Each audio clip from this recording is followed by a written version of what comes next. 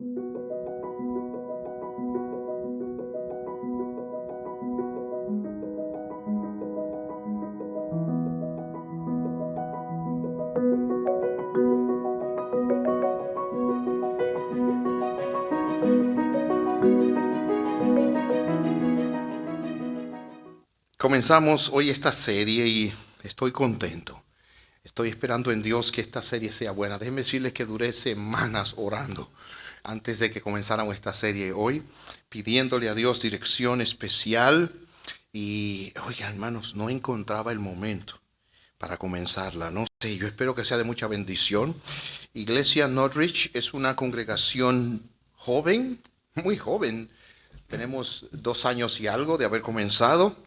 Y el libro de los Hechos representa el nacimiento y el establecimiento de la primera iglesia como la tenemos hoy. O sea, esto que nosotros podemos disfrutar como una iglesia local no existía en el Antiguo Testamento, ni aún al inicio del ministerio de Jesús. Ya venía el principio, ya venía el concepto desde el Antiguo Testamento, sí venía el principio, pero la iglesia como la tenemos hoy, esto que conocemos como iglesia no existía, y aquí en el libro de los Hechos está el nacimiento. Por lo tanto, yo les voy a pedir su paciencia hoy al comenzar y voy a leer el capítulo completo porque el énfasis estará en el versículo 14, pero todo el capítulo lo vamos a tocar con alguna pincelada en el camino con la ayuda de Dios. Leo entonces Hechos, capítulo 1. Teófilo, en mi primer libro te relaté todo lo que Jesús comenzó a hacer y a enseñar hasta el día que fue llevado al cielo, después de haberles dado a sus apóstoles escogidos instrucciones adicionales por medio del Espíritu Santo. Durante los 40 días posteriores a su crucifixión, Cristo se apareció varias veces a los apóstoles y les demostró con muchas pruebas convincentes que Él realmente estaba vivo. Y les habló del reino de Dios. Una vez, mientras comía con ellos, les ordenó: no se vayan de Jerusalén hasta que el Padre les envíe el regalo que les prometió, tal como les dije antes. Juan bautizaba con agua, pero en unos cuantos días ustedes serán bautizados con el Espíritu Santo. Así que mientras los apóstoles estaban con Jesús, le preguntaron con insistencia: Señor, ¿ha llegado ya el tiempo de que liberes a Israel y restaures nuestro reino? Él les contestó: solo el Padre tiene la autoridad para fijar esas fechas y tiempos, y a ustedes no les corresponde saberlo. Pero recibirán poder cuando el Espíritu Santo descienda sobre ustedes y serán mis testigos, y le hablarán a la gente acerca de mí en todas partes, en Jerusalén, por toda Judea, en Samaria y hasta los lugares más lejanos de la tierra.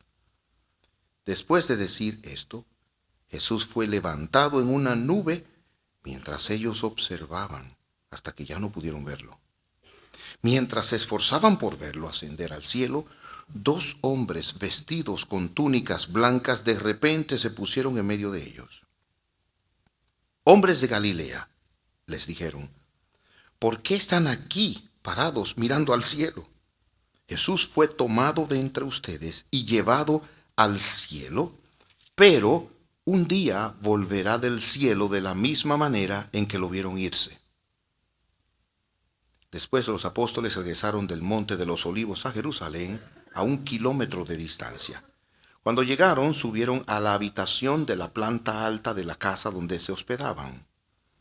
Estos son los nombres de los que estaban presentes: Pedro, Juan, Santiago, Andrés, Felipe, Tomás, Bartolomé, Mateo, Santiago, hijo de Alfeo, Simón el celote y Judas, hijo de Santiago. Todos se reunían y estaban constantemente unidos en oración junto con María, la madre de Jesús, varias mujeres más y los hermanos de Jesús. Durante aquellos días, cuando aproximadamente 120 creyentes estaban juntos en un mismo lugar, Pedro se puso de pie y se dirigió a ellos. Hermanos, les ruego, les digo, las escrituras tenían que cumplirse con respecto a Judas, quien guió a los que arrestaron a Jesús. Esto lo predijo hace mucho tiempo el Espíritu Santo cuando habló por medio del rey David. Judas era uno de nosotros y participó con nosotros en el ministerio. Judas había comprado un campo con el dinero que recibió por su traición. Allí cayó de cabeza, se le reventó el cuerpo y se le derramaron los intestinos. La noticia de su muerte llegó a todos los habitantes de Jerusalén y ellos le pusieron a ese lugar el nombre arameo Al-Seldamar, que significa campo de sangre. Esto estaba escrito en el libro de Salmos, continuó Pedro, donde dice que su casa quede desolada y que nadie vive en ella. También dice que otro tome su lugar. Entonces ahora tenemos que elegir a alguien que tome el lugar de Judas entre los hombres que están con nosotros todo el tiempo mientras viajamos con el Señor Jesús. Desde el día en que Juan lo bautizó hasta el día en que fue tomado de entre nosotros. El que salga elegido se unirá a nosotros como testigo de la resurrección de Jesús. Así que propusieron a 2 hombres, a José, a quien llamaban Barsabás, también conocido como Justo, y a Matías. Después todos ellos oraron. Oh Señor, tú conoces cada corazón. Muéstranos a cuál de estos hombres has elegido como apóstol para que tome el lugar de Judas en este ministerio, porque él nos ha abandonado y se ha ido al lugar que le corresponde. Entonces echaron suertes y Matías fue elegido para ser apóstol con los otros 11. Gracias por su paciencia. Vamos a orar. Señor, gracias por esta palabra extensa pero rica. Ven sobre tu siervo en su debilidad y ayúdame a hablar con claridad y con precisión la verdad de tu palabra, a poder pasar el mensaje de tu palabra. Oh, cuánto te necesitamos, cuánto necesitamos tu unción, cuánto necesitamos tu ayuda, oh Dios. Y bendice a cada uno que tú has traído aquí. En el nombre de Jesús te lo suplicamos. Amén. El libro de los Hechos, también conocido como el libro de los Hechos de los Apóstoles, es un libro clave en las Escrituras. Todos los libros de la Biblia son importantes, pero hay unos que son muy necesarios y este es uno de ellos porque la iglesia tiene que saber de dónde viene.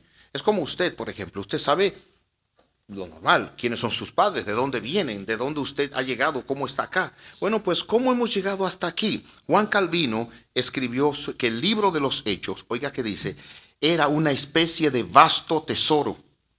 El doctor Martin Lloyd-Jones llamó al libro de los Hechos el más lírico de los libros.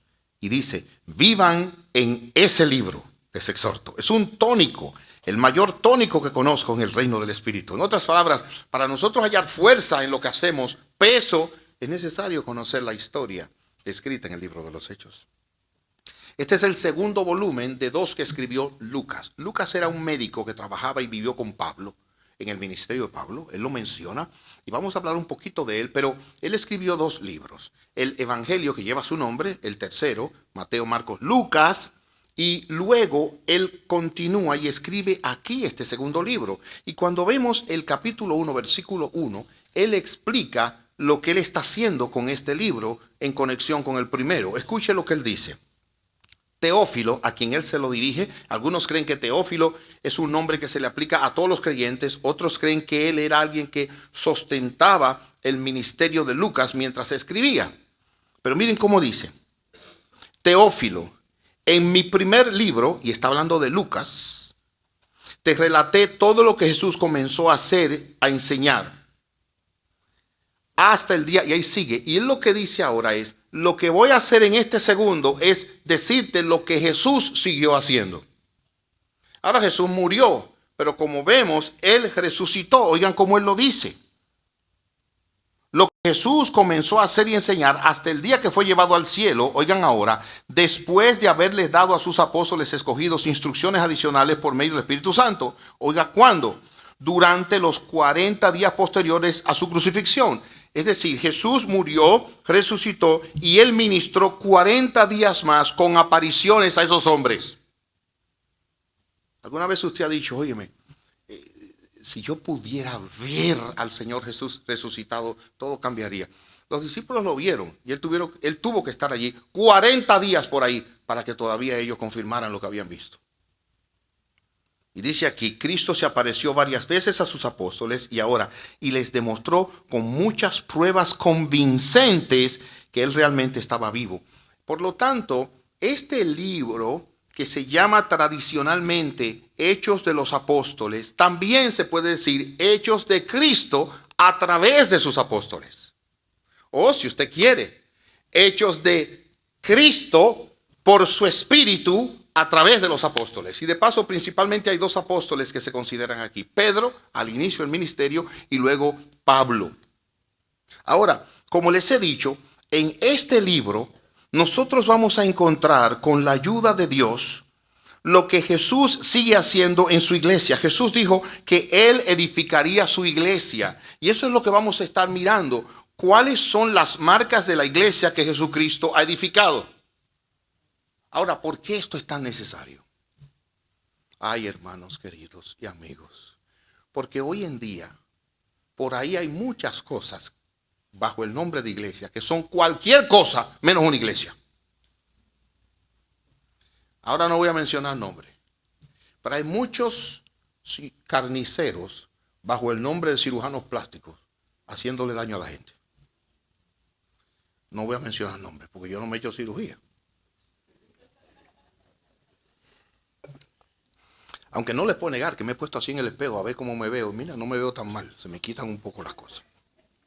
Pero noten ahora, hay muchas cosas pasando por ahí. Muchas iglesias que no son iglesias. Tienen el nombre de iglesia, pero no son iglesias. Hay pastores que tienen el nombre de pastores, el cargo, pero no son pastores. ¿Cómo nosotros sabemos que estamos en una iglesia? ¿Cómo usted sabe que realmente este lugar es una iglesia donde usted puede venir y ahora, oiga, exponer su alma a lo que aquí se enseña? ¿Cómo lo sabe? Nosotros no podemos ser simples. Si hay algo serio, mire, es la vida presente y la vida venidera. ¿Cómo puede vivir plenamente aquí una vida exponiéndose a la palabra de Dios y cómo puede tener una esperanza segura de vida eterna?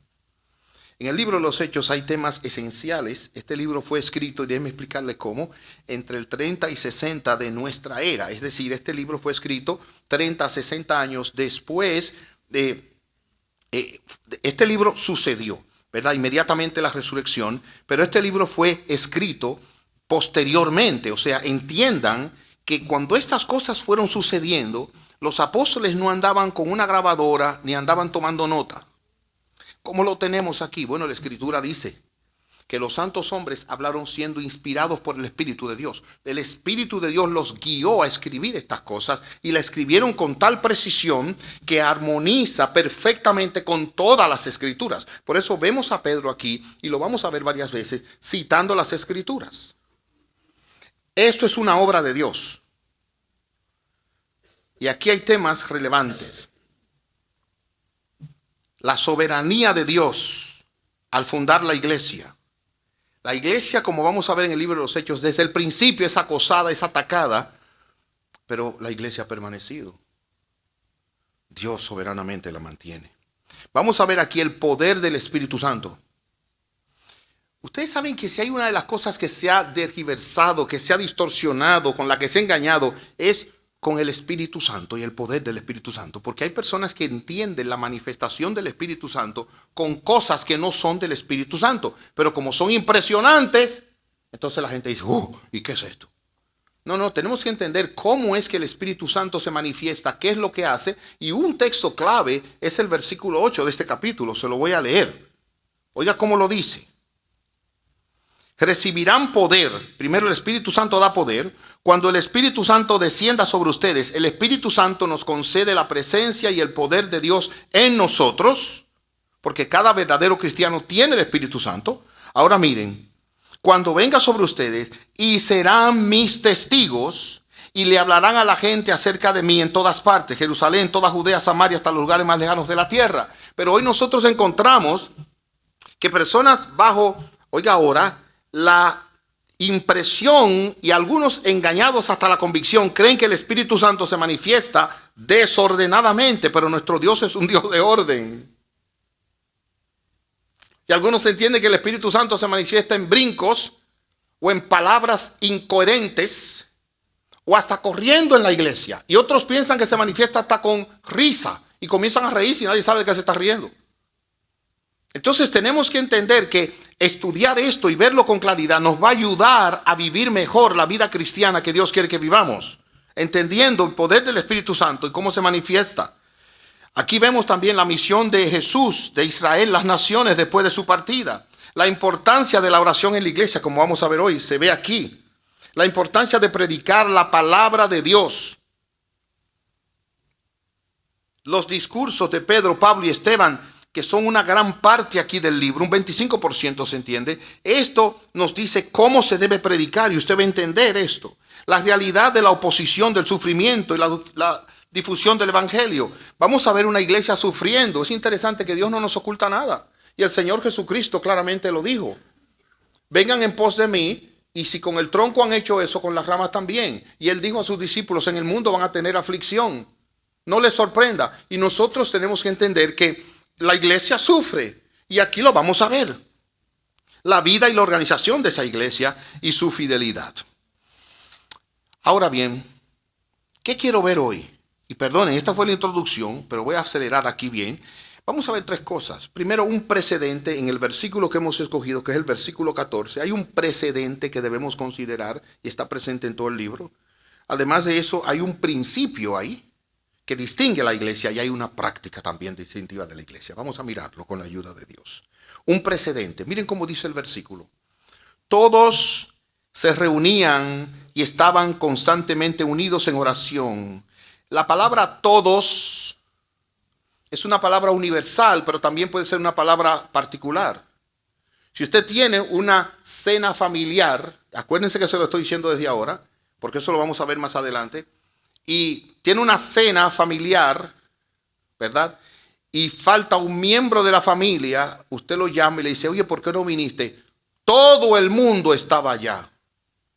Si yo no soy de esa familia, no me invitaron. Todo el mundo es el universo de esa familia. Entonces, cuando aquí dice todos, debemos saber de quién está hablando. O sea, esa reunión que tenían ahí, ¿quiénes eran? Yo creo que es una pregunta válida. La palabra todos aquí se refiere a los discípulos de Jesús, a los apóstoles primero. Miren ustedes cómo aparece allí en el versículo 1. Él le dio instrucción a sus apóstoles, a sus discípulos. Lo que Jesús comenzó a hacer y enseñar a sus discípulos hasta el día que fue llevado al cielo. Después de haberle dado a sus apóstoles. La palabra apóstol la vamos a ver más adelante. Estoy dando solo un punto aquí y allá. Pero miren, la palabra apóstol es un mensajero. Y estos apóstoles que se refieren aquí eran parte especial de los discípulos de Cristo. Hoy en día usted va a encontrar por ahí afuera iglesias que tienen apóstoles. No pueden ser apóstoles como estos apóstoles. Una sola razón. Vea cuando fueron a elegir el sustituto de Judas. Cuando esto se escribe ya Judas había muerto. Y oigan lo que dice aquí como requisito. Préstele atención. Pedro se para. Pedro tiene la voz cantante. Pedro aquí es el hombre que Dios está usando cuando él le dijo, he aquí las llaves de la iglesia a Pedro. Se ha usado como mucho chiste, Pedro en el cielo recibiendo gente, pero se refiere a Pedro habiendo la iglesia en sus inicios del ministerio. Y oiga como dice Pedro, tenemos que elegir a alguien que tome el lugar de Judas. Ahora, ¿cuáles fueron los requisitos para elegirlo? Escúchelo. Entre los hombres que estaban con nosotros todo el tiempo mientras viajábamos con el Señor Jesús. En otras palabras, ya esa generación pasó. Él está hablando de esos hombres que estaban con Jesús en el ministerio terrenal y lo amplía desde el día en que Juan lo bautizó hasta el día en que fue tomado de entre nosotros. Estos requisitos hoy ningún ser viviente los cumple. Por lo tanto, escúcheme bien. Hoy no hay apóstoles como estos apóstoles. Ahora bien, ellos son aquí parte de ese grupo que se dice como todos. Ahora, qué bueno que ese grupo que ya hoy no estaba solo. Si ustedes y yo vemos con mucho cuidado el texto que tenemos delante, y esos apóstoles son repetidos en el versículo 2, 3, 6 y 12, pero miren el nombre de ellos en el versículo 13 específicamente. Pedro, Juan, Santiago, Andrés, Felipe, Tomás, Bartolomé, Mateo, Santiago, hijo de Alfeo, Simón el celote y Judas, hijo de Santiago. Usted dirá, Judas, no, ese no es el Judas que se murió. Acuérdese, este es otro Judas. Pero estamos hablando de nombres comunes, como José. Hay 1000 José. O Juan. Aquí entonces nos encontramos con estos hombres, pero también el versículo que estamos estudiando, versículo 14, se refiere a otro grupo que había allí. Mire, leo el versículo. Todos se reunían y estaban constantemente unidos en oración junto con María, la madre de Jesús. Algunos dicen, míralo ahí, María con los apóstoles. No se quede ahí, siga leyendo. Es verdad que María estaba ahí, pero mire qué dice. María, la madre de Jesús, varias mujeres más. ¿Quiénes pueden ser esas mujeres? La Biblia no nos dice. Pero es probable que sean las esposas de algunos de esos apóstoles, porque Pedro tenía a su esposa. La Biblia dice que Jesús le sanó la suegra a Pedro. ¿Recuerdan la historia? Dicen que por eso Pedro lo negó después. Yo no lo creo. Pero no se lleven de eso, no se lleven de eso. Pero sí que él tenía una suegra. Y usted no tiene suegra si no tiene esposa. Olvídense de eso. Yo no fue que lo dije, eso alguien lo dijo. Es que a usted le gusta la maldad. Noten ahora, además de esas mujeres, los hermanos de Jesús. Ahí no está hablando de los discípulos, se está hablando de que María parió a otros además de Jesús. María no se quedó sin más hijos, contrario a la teología católico-romana. En Mateo 13:55 se nos dice que la gente cuestionó a Jesús y le dijo, ¿no es este el hijo del carpintero? ¿No se llama su madre María y sus hermanos Jacobo, José, Simón y Judas? Él tenía hermanos y tenía hermanas que estaban entre la gente y eran conocidas. Y ese grupo que está allí son discípulos, y el versículo que encontramos más adelante en el versículo 15 ya lo amplía y dice, durante aquellos días cuando aproximadamente 120 creyentes estaban juntos en un mismo lugar, Pedro se puso en pie. En conclusión, hermanos, ¿quiénes son todos estos? Estos son parte de la iglesia. Y nosotros debemos entender que Dios tiene una iglesia. Cristo ha edificado una iglesia. Cristo murió por su iglesia. Ahora, óigame bien y se lo digo con mucho cuidado. Cristo no murió por todo el mundo. Él murió por su iglesia. Y ese es uno de los principios teológicos que más conflicto ha traído. ¿Por qué? Porque Juan 3:16 dice, de tal manera amó Dios al mundo que ha dado a su Hijo unigénito para que todo aquel que no se pierda y tenga vida eterna. Perfecto. ¿Recuerdan de la cena que les decía cuando usted le dijo, ahí estaba todo el mundo?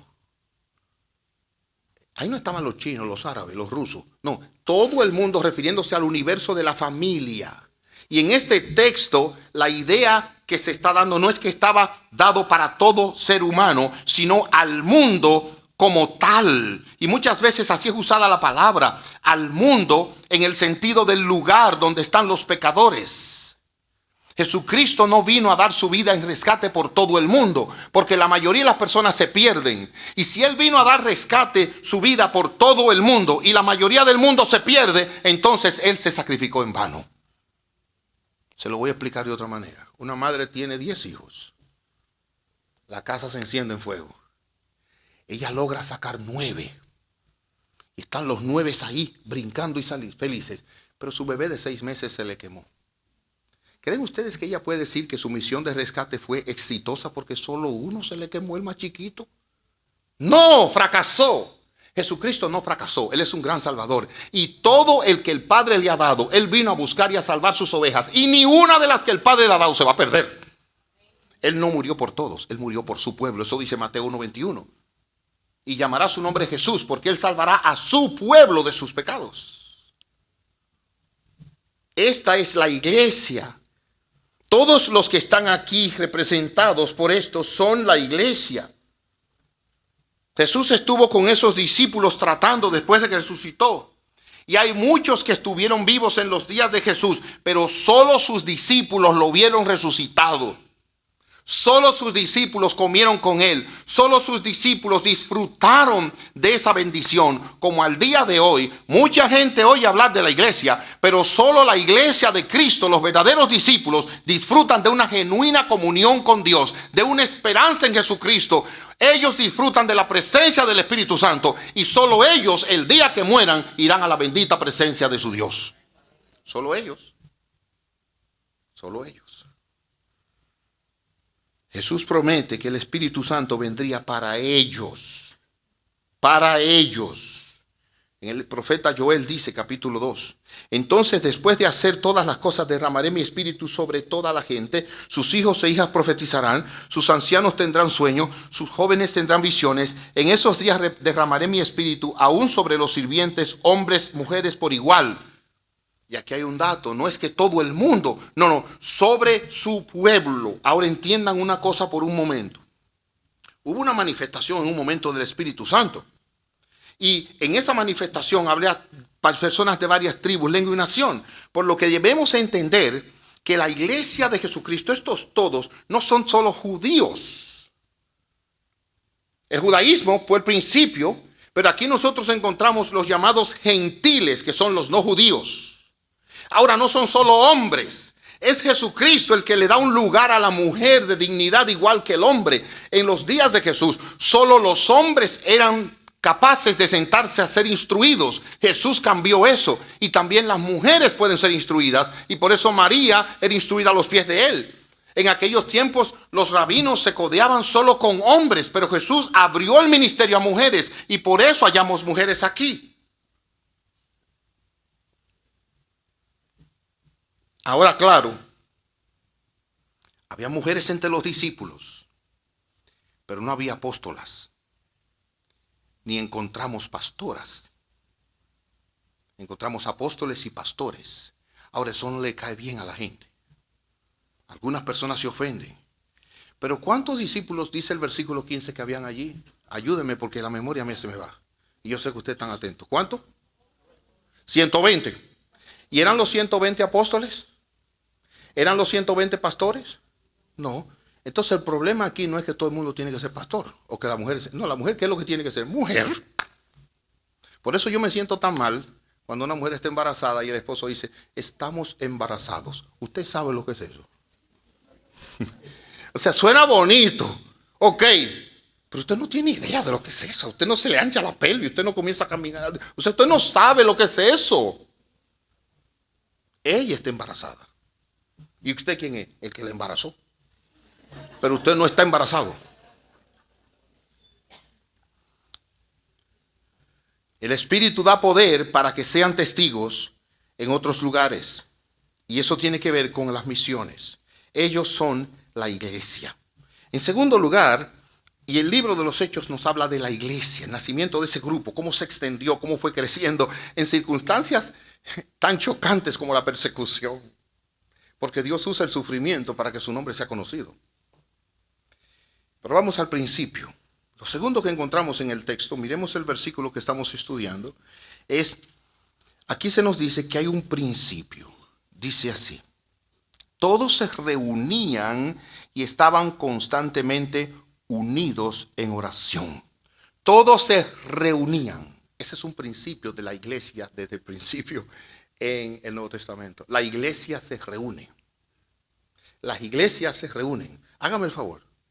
Dígale a la persona que tiene al lado, por si no lo sabía. La iglesia se reúne. Dígaselo. Gracias por ser tan buenos estudiantes. La iglesia se reúne. ¿Y por qué eso es importante? O porque hay personas que pueden ser parte de la iglesia. Ellos creen que pueden ser parte de la iglesia y son como los cometas. ¿Usted sabe cuál es la particularidad de los cometas? Vienen y van. Son como aquella hermana que al final del sermón se le acerca al pastor y dice, ¡ay, pastor, qué buen sermón! Yo lo absorbí completamente. Y el pastor le dice, hermana, me alegro, pero ojalá no sea como el anterior. Hace 3 meses me dijo lo mismo y no vino a la iglesia en 3 meses. Parece que le duró 3 meses. No, la iglesia se reúne y la iglesia es activa, reuniéndose, yendo a las reuniones. Es una particularidad de la verdadera iglesia de Jesucristo. Los discípulos se reúnen, los discípulos comparten, y dice Hebreos, no dejemos de congregarnos como algunos tienen por costumbre. Y hermanos, yo les voy a decir, si hay una reunión importante en su vida, es la reunión de la iglesia. No es ir al trabajo, porque el trabajo usted lo botan, pero de la iglesia, si no anda desordenadamente, no lo votan porque usted es parte de la iglesia, andando en integridad. Hermanos, algunas personas tienen la asistencia a la iglesia muy ligera. Muy ligera. Yo no puedo condenar, yo no conozco el corazón de cada uno, no lo conozco. Pero óigame, se van a trabajar, a adorar y a buscar el dólar, tupidos, con congestión, con conjuntivitis, se ponen unos lentes oscuros para que nadie se dé cuenta. Se van roncos, se van con neumonía, cojos, maltrechos, dolor de espalda. Pero a la iglesia lo ven nublado, dice, no me voy a enfermar, mejor me quedo en mi casa por si acaso. No, hermanos, mire, ahí hay un problema fundamental. La iglesia de Jesucristo desde el principio se reúne, y tomen estas reuniones en serio y vengan temprano de paso. Aquí pasan muchas cosas buenas. Desde temprano. El domingo, que es el día del Señor, usted quiere adorar más, venga para el ensayo y se sienta ahí. Y usted verá qué bendición es estar ahí sentado en el ensayo de adoración. Pregúntenle a los que ensayamos aquí. No, me dicen los músicos que no vengan. Entonces, pero si quiere vengan, y ellos no se van a dar cuenta. Noten esto, hermanos. En la iglesia del Nuevo Testamento hallamos a la iglesia reunida. Reunida. Aquí se nos dice que ellos se reunieron, y noten ustedes que dice el versículo 12. Después los apóstoles regresaron al monte de los Olivos a Jerusalén, a 1 kilómetro de distancia. Cuando llegaron, subieron a la habitación de la planta alta de la casa donde se hospedaban. Se reunían, ellos compartían juntos. La reunión de 120, juntos. Y déjenme decirles que estaban no solamente juntos, sino que estaban unidos.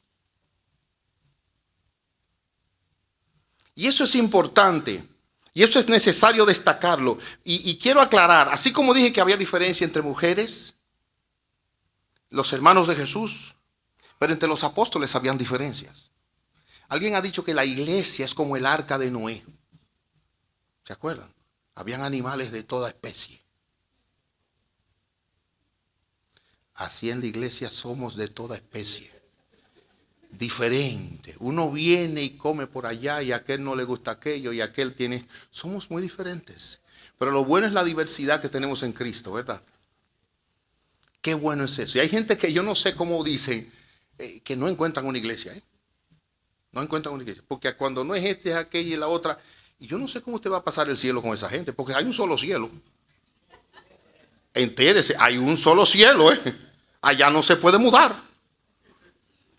Pero los discípulos podían tener conflicto entre ellos. Por ejemplo, voy a dar algunos argumentos. María bien pudo haber dicho, yo soy la mamá de él, por lo tanto yo soy la que tengo que dirigir aquí. Los hermanos bien pudieron haber dicho, no, pero nosotros somos hermanos de él, a mí hay que nombrarme diácono, a mí hay que no eran nada discípulos.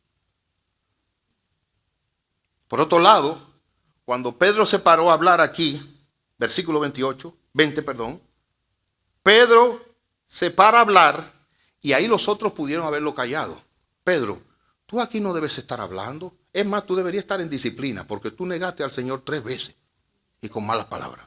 Hay gente en la iglesia que se convierten en policías, que nadie lo ha nombrado, y viven acechando a aquel y al otro. Y tienen una medida, una capacidad para ver qué tan larga es la falda de una mujer. Y dice, mira, ve dónde se la puso. Y mirar, y mira, hermanos, la iglesia es una diversidad. Miren qué distintos somos, pero tenemos el mismo espíritu. Y eso no significa que seamos imprudentes. Hay cosas que están mal y hay que enfrentarlas. Pero igualmente Juan podía insistir en voz alta y decir, señores, si hay alguien que tiene que dirigir aquí, soy yo. Yo era el discípulo amado. A mí era el que me tenía la confianza. Pero no es así. En la iglesia, hermanos, nosotros estamos aquí por la gracia de Dios. Nadie es mejor que nadie. Todos somos perdidos, pecadores, redimidos y nos vivimos arrepintiendo de nuestros pecados. Esa es la iglesia de Jesucristo. Una comunidad de personas con quienes Dios no ha terminado, sino con quienes Dios está todavía trabajando hasta el día que se vayan a la bendita presencia de Dios. Eso es la iglesia. Gloria a Dios por eso, ¿verdad? Esa es la iglesia. Hemos visto entonces aquí un precedente. ¿Quiénes son? La iglesia. En segundo lugar, hay un principio. Estaban unidos, se reunían. Y ahora miren, y esto es lo que más voy a enfatizar. Ellos tenían una práctica. Mire qué dice el texto. Todos se reunían y estaban constantemente unidos en oración. Si hay algo que ha distinguido a la iglesia de Cristo es la oración. Cuando iban a cambiar o a buscar el sustituto de Judas, el versículo 24 dice, ellos oraron. Oh Señor, tú conoces cada corazón. No se aventuraban a nada sin la oración. Como lo pone John Stott. Tras la ascensión de Jesús, las oraciones de los discípulos tenían dos características esenciales de la verdadera oración, a saber, perseveraban y eran unánimes. Ustedes saben lo que significa cuando la iglesia ora y una persona dirige. Eso significa que todos nos hemos puesto de acuerdo en pedir eso. Y Jesús dijo, cuando se ponen de acuerdo en lo que piden, yo lo haré. Cuando nosotros oramos y estamos siguiendo la voz del que está orando, estamos todos juntos. Y al final, cuando dicen el nombre de Jesús, porque Él dijo, todo lo que pidan en mi nombre, con mi autoridad, bajo mi bendición, yo lo haré. Y todos decimos, amén, significa todos estamos juntos. La oración es parte de la vida de unidad de la iglesia. Warren Wiersbe dice, esta es sin duda una buena lección para la iglesia de hoy. La oración es tanto el termómetro como el termostato de la iglesia local. Porque la temperatura espiritual sube o baja dependiendo de cómo ora el pueblo de Dios. Y ahora yo te digo, ¿eso pasa contigo también? ¿Qué tanto tú oras? No, yo no te estoy pidiendo que tú cojas un reloj y que yo ore 15, hoy oré 20. Nada de eso. ¿Qué tanto estás en el trono de Dios? Señor, ten misericordia de mí. Señor, gracias por el día. Señor, guárdame. Señor, bendice a esta persona. Aquel me habló mal. Señor, bendice y no le pague conforme a sus hechos. Veo a mis hijos, Padre, guárdalos. Llego a la iglesia. Señor, gracias que llegué aquí. Ahora, gracias, Señor, que puedo respirar cuando hay personas que no pueden. Camino. Gracias, Señor, que puedo caminar. Voy al baño. Gracias, Señor, que puedo usar el baño. Hay gente que no puede. Es el espíritu de orar. Usted va a orar y hay gente, mire, usted ha visto personas que comienzan a comer y ni siquiera piensan en dar gracias a Dios y a la gente que se la preparó. Pues yo le voy a dar un consejo. Hoy tenemos una comida especial. Entonces damos gracias. Y cuando usted se sienta ante ese plato colorido, oloroso, gracias Señor por esto. Y cuando hace así se echa un bocado del moro. ¿Hay moro? ¡Wow! ¡Qué bueno! ¿Ve? Y cuando se come aquella ensalada, gracias Señor, y muerde el pollo, oh, pero qué bueno está el pollo. Entonces dé gracias a Dios en todo tiempo. Ese es el espíritu que tiene que tener cada cristiano y la iglesia. Concédame hacer un resumen rápido de la vida de oración en el libro de los Hechos. En el primer capítulo la iglesia esperaba la venida del Espíritu Santo orando. Capítulo 2, tras el nacimiento de la iglesia, los creyentes se dedicaron a la enseñanza de los apóstoles, la comunión, partiendo el pan, orando. Es decir, los apóstoles, en lugar de ya servir las mesas, lo cual no es indigno, se dedicaron a su llamamiento orando.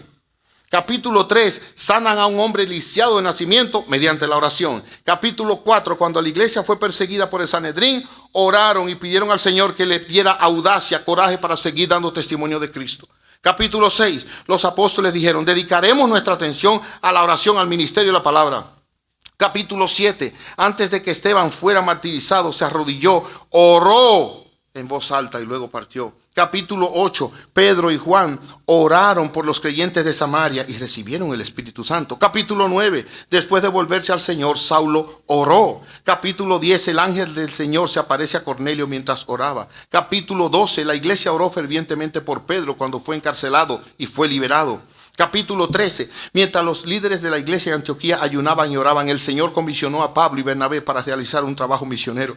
Capítulo 14. Pablo y Bernabé nombran ancianos con oración y ayuno. Capítulo 16. Pablo llevó a Lidia al Señor en un lugar de oración. Mediante la oración también se abrieron las puertas de la cárcel a medianoche. Capítulo 17, 18 y 19. Pablo en Tesalónica, Berea, Atenas, Corinto, Éfeso, en oración, como lo dice más adelante en las epístolas. Capítulo 20, la oración de Pablo resucitó a Eutico. Capítulo 21, Pablo y sus colaboradores estaban a punto de separarse, se arrodillaron en la playa para orar. Capítulo 22 al 26, Pablo orando mientras testifica ante Félix, el Sanedrín y el rey Agripa. Capítulo 27, en una tormenta, Pablo oró. Capítulo 28, después de la tormenta, Pablo oró y un hombre enfermo también recibió una sanidad. ¿Qué encontramos en el libro de los Hechos en la historia de la iglesia? Oración, oración, oración, oración. ¿Y qué debe haber en esta iglesia mientras vida tenga? Oración, oración, oración, oración, oración. Buscando a Dios de todo corazón.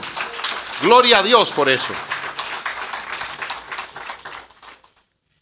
Ahora yo espero que el miércoles el culto de oración esté lleno. Así, porque si es tan importante, es una hora nada más. Y donde quiera que usted esté en el teléfono, le da la aplicación Zoom. Mire, y ya está ahí. Ojalá y no se le olvide. Y el martes, las madres que oran. Yo conozco una madre que le da dificultad levantarse por la mañana. No, yo no he mencionado un nombre aquí. Pero todos los martes, ahí está.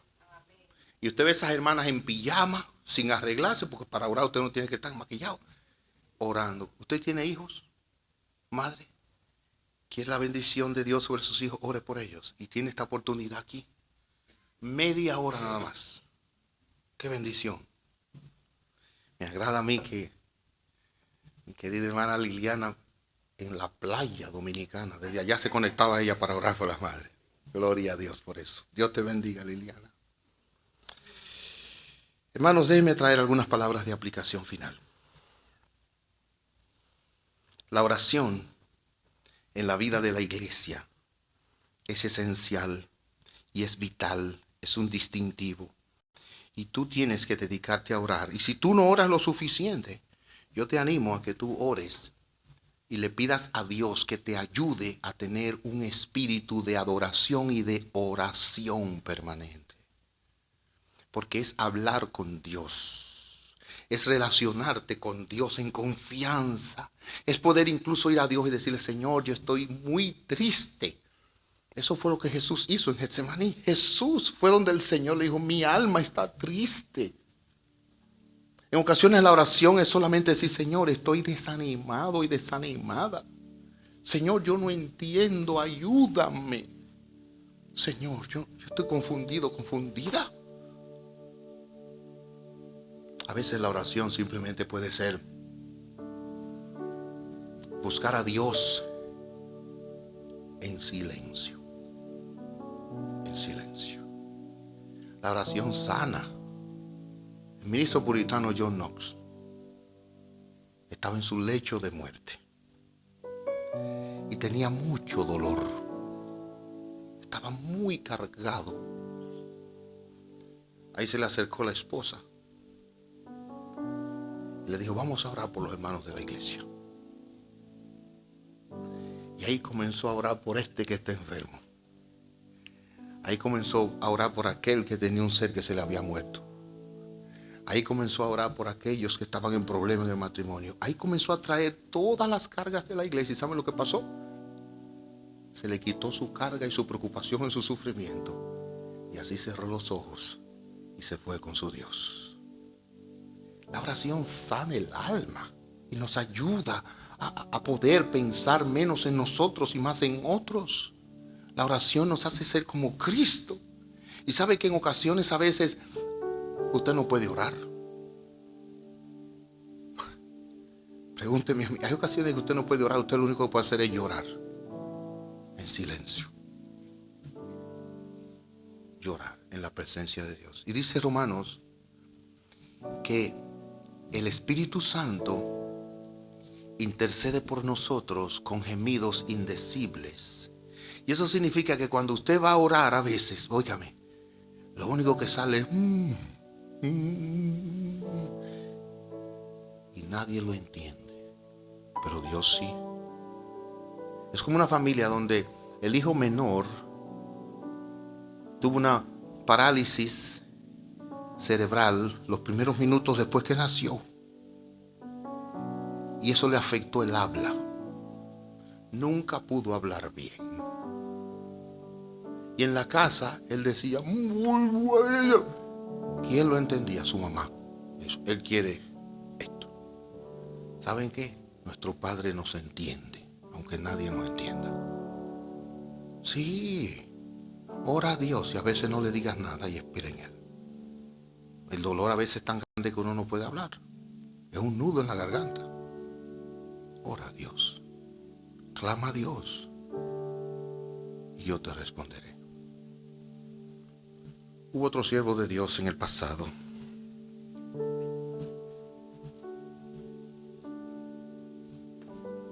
Este hombre estaba siendo acosado por su fe, como vamos a ver en la iglesia, Policarpo se llamaba. Esto fue en el año 156 después de Cristo. Y cuando la persecución contra los cristianos en Asia comenzó a correr, Policarpo se dio cuenta de que venían detrás de él.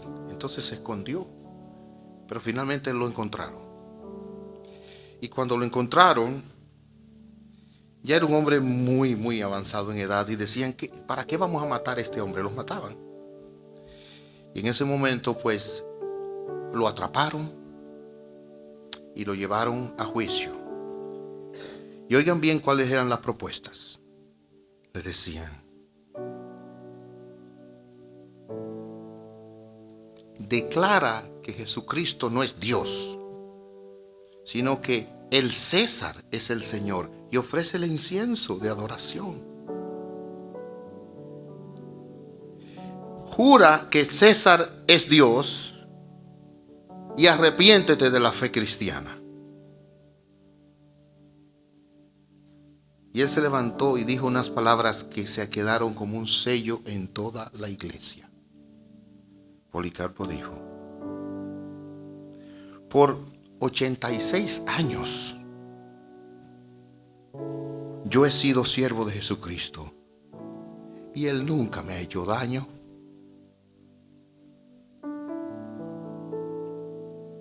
¿Cómo yo puedo ahora blasfemar contra el Rey que me ha salvado? Y ante su insistencia, esa noche lo quemaron, vivo, obviamente. Cuando uno ora, oiga, no importa el fuego de la aflicción que nos esté quemando, estaremos bien con nuestro Dios. Iglesia, tenemos que orar. Y hay dos ocasiones cuando hay que orar, alguien dijo. Cuando tú quieres orar para no perder la oportunidad, y cuando tú no quieres, para que eso no sea un hábito. Cada domingo aquí comenzamos orando. Por eso es que comenzamos el servicio orando, porque no hay nada mejor que buscar a Dios en oración. Por eso los miércoles oramos. Así que mire, disciplínese y tome esto como parte y miembro de la iglesia de Cristo. Y nuestro Salvador mismo, en el día triste de su vida, llamó a otros y le dijo: oren por mí. Pídele a otros que oren por ti también. Que el Señor nos bendiga como iglesia y comencemos a disfrutar del nacimiento de la iglesia de Jesucristo. Y una de las cosas que hay es la oración.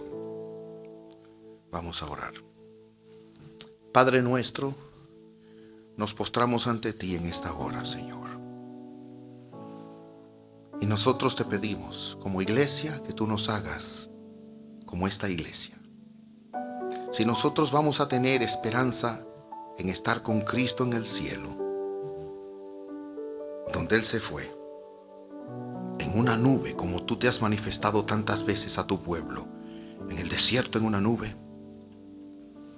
nube levantaste a Eliseo, a Elías, en una nube viniste y te transfiguraste, y en una nube te volveremos a ver, allí estás tú, y los que te conocen estarán contigo allá. Señor amado, ayúdanos como iglesia a estar unidos en oración.